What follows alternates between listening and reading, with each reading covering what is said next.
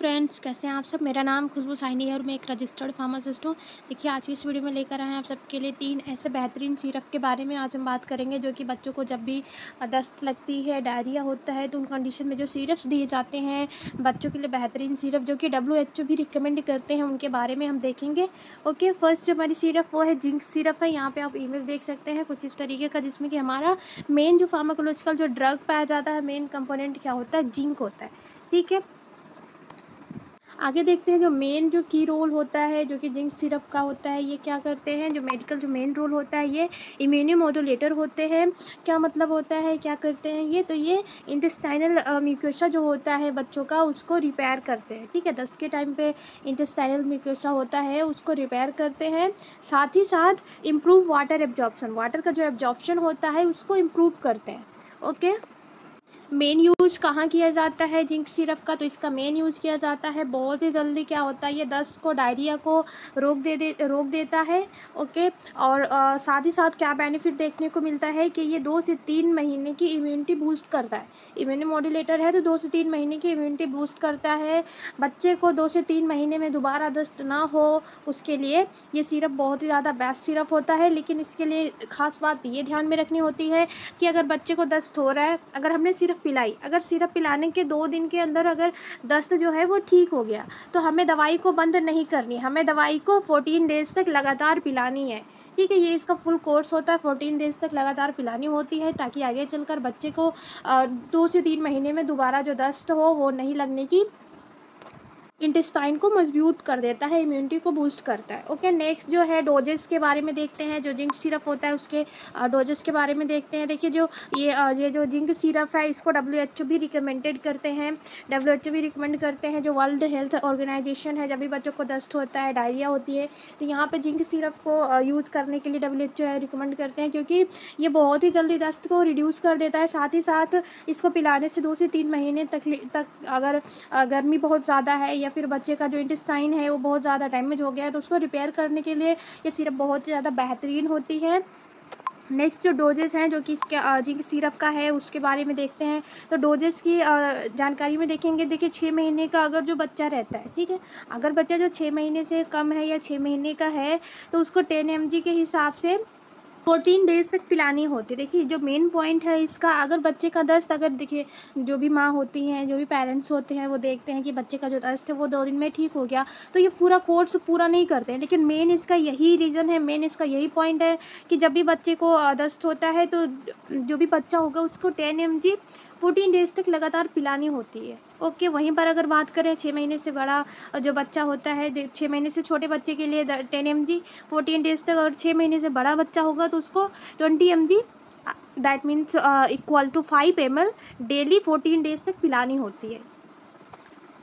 Safety note क्या है, continue for 14 days even diarrhoea stop this will immunity. Okay, अभी हमने देख लिया था कि 14 डेज तक हमें कोर्स को चालू रखना है, चाहे ही डायरिया बीच में ही 1 या 2 दिन में ही क्यों ना रुक जाए, क्योंकि ये क्या करेगा, इम्यूनिटी को बूस्ट करेगा, रिपेयर करेगा इंटेस्टाइनल म्यूकोसा को, ठीक है, और इम्प्रूव करेगा वाटर के एब्जॉर्प्शन में, ताकि बच्चे को 2 से 3 महीने के लिए कभी भी जो डायरिया है वो ना हो। ओके, नेक्स्ट ओवरऑल हमने क्या देखा, इसका जो मेन समरी है कि जिंक ग्लूकोनेट और सल्फेट 10 mg और 20 mg इसको दिया जाता है। 10 mg 6 महीने से छोटे बच्चे को दिया जाता है, 20 mg जो दिया जाता है 6 महीने से बड़े बच्चे को दिया जाता है। 14 डेज़ तक इसको देना होता है। बहुत ही जल्दी ये जो डायरिया है उसको रोक देता है, साथ ही साथ इम्यूनिटी को बूस्ट करता है। ओके, जो मेन जो अवॉइड करना है, जो कि कॉन्ट्राइंडिकेशन हो सकता है बच्चों में, वो लोपेरामाइड का जो ड्रग होता है, जो लोपेरामाइड की जो दवाई होती है, वो बच्चों में नहीं दे, कुलोन कॉज कर सकता है। ठीक है, जो टॉक्सिक जो मेगा कुलोन होता है ये कॉज कर सकता है, किसकी वजह से, अगर बच्चे को लोपेरामाइड की दवाई दी जाए तो वहाँ पे टॉक्सिक मेगालोकॉन कॉज हो सकता है, तो इसका रिस्क होता है। तो यहाँ पे ध्यान देना है कि अगर डायरिया हुआ है तो मेडिकल से लेकर लोपेरामाइड की दवाई कभी भी नहीं देनी होती है। ठीक है, कभी भी सेल्फ मेडिकेट भी नहीं करना है, स्ट्रिक्टली फॉलो करना है जो डॉक्टर का जो एडवाइस होता है, स्ट्रिक्टली डॉक्टर के एडवाइस को फॉलो करना है। हमेशा ही कंसल्ट करना है किसी न किसी जो बेस्ट जो पीडियाट्रिशियन है उनको, क्योंकि ये क्या करते हैं एग्जैक्ट डोज क्या करते हैं बताते हैं, जो बच्चे के वेट के अकॉर्डिंग, बच्चे की उम्र के हिसाब से एग्जैक्ट डोज बताते हैं। देखिए दवाइयों से सबसे पहले हमें क्या यूज़ करना है, जो ORS की जो पैकेट आते हैं, ORS का जो घोल आता है, ये प्राइमरी ट्रीटमेंट होता है, सिरप्स और सेकेंडरी फॉर हाइड्रेशन। ठीक है, बॉडी में हाइड्रेशन के लिए सिर्फ सेकेंडरी होते हैं, जो ORS का घोल होता है इसको प्राइमरी माना जाता है। ठीक है, डेंजर साइंस क्या क्या देखने को मिल सकता है, तो आई जो शकन आइज हो सकता है, और जो नो टीयर्स आ सकता है, कोई भी आंसू नहीं दिखेगा, और बच्चों के जो स्टूल होंगे, जो लेटरिन होगा उसमें ब्लड दिखेगा, तो इमीडिएटली हमें डॉक्टर के पास जाना है, हमें थोड़ी सी भी देर नहीं करनी है। अगर बच्चों के डायरिया जो दस्त हो रहा है वहाँ पे अगर ब्लड दिखा, ठीक है, बच्चों के आंखों से आंसू नहीं आ रहे हैं, तो इन सारे ही डेंजर साइन में अगर बच्चे को दिखे कि ये चीज़ दिख रही है, बच्चे के स्टूल में ब्लड दिख रहा है, तो तुरंत ही डॉक्टर को कंसल्ट करना है बिना किसी देरी के। देखिए नेक्स्ट जो सिरप है जो कि बेहतरीन सिरप में से माना जाता है वो है रेसिडोट्रिल जो सिरप है, उसके बारे में देखेंगे। यहाँ पे आप इमेज देख सकते हैं जिसमें जो ये क्या करते हैं, जो इनका मेन की रोल होता है एंटी सेक्रेटरी एक्शन ये प्रोड्यूस करते हैं। क्या प्रोड्यूस करते हैं? एंटी सेक्रेटरी एक्शन प्रोड्यूस करते हैं, जो कि जो इंटेस्टाइनल म्यूकोसा है इसको रिपेयर भी करेंगे और साथ ही साथ वाटर के एब्जॉर्प्शन को इम्प्रूव करते हैं। ओके, नेक्स्ट जो मेन यूज़ है इनका, ये रैपिडली रिड्यूस करते हैं वाइटरी स्टूल को, जो भी जो पानी जैसा जो लेटरिंग होता है बच्चों में उसको बहुत ही जल्दी रोकते हैं, बहुत ही जल्दी रिड्यूस करते हैं।